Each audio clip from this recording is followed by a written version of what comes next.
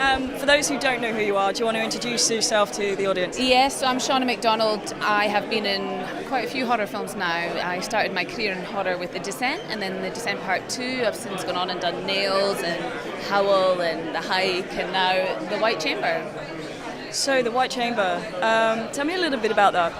So, it takes place in any time in the future from this day, and the UK is at civil war, and a group of scientists have been employed by the government to concoct this super drug to give to their military to make them super fighters to fight the rebels.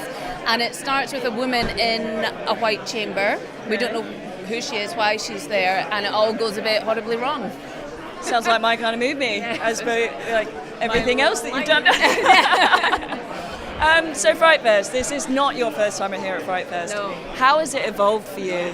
Oh, it's just gotten bigger and better, and in terms of the networking and how you guys hook filmmakers up, it's a very supportive and creative family, the genre family. And when I tell people this in other genres of filmmaking, they don't, because we're celebrating the darker side of cinema, they don't believe me. Like, no, everybody is so lovely and supportive, and we love each other, and we make things happen. So it's, apart from it being super fun, you actually help make more things happen by hooking people up. It's great. So many people are getting inspired by this weekend.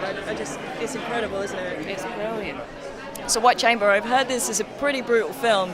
Can you tell me a bit about it? Yeah, well, it's sort of set in a near-future alternate reality dystopian UK where civil war's raging, and that's the backstory, but the film centres around this futuristic white torture chamber in which Shauna McDonald wakes up. Yep. A voice on the outside sort of starts demanding answers from her, answers which she claims she doesn't have. So he starts using the gruesome high-tech functionality of the chamber to torture her for these answers. And as the plot develops, we find out who she is, who the voice on the other side is, and what the real purpose of the chamber is. I'm really glad I'm actually, I'm going to be an audience member of this, and I'm still really nervous. No, really? No. I hope you enjoy it. I'm sure I will, but it sounds really brutal. It's pretty brutal, you know. It goes to some dark places, but you know that's why we're at FrightFest. Right? There we go. That's why we do horror. Yeah. Speaking of FrightFest, is this your first time here? It is indeed my first time here. And how are you finding it? I'm absolutely blown away by the buzz, by the people, the other filmmakers that I've got to meet, the fans. You know, it's experiences like this that really remind you why you do it. It's a post-Brexit apocalyptic look at Britain. Hopefully it's not prophetic. When we have become much more dehumanized than we already even are, and we are using, in order to beat the enemy, it's a bit like the kind of English Civil War in the 17th century.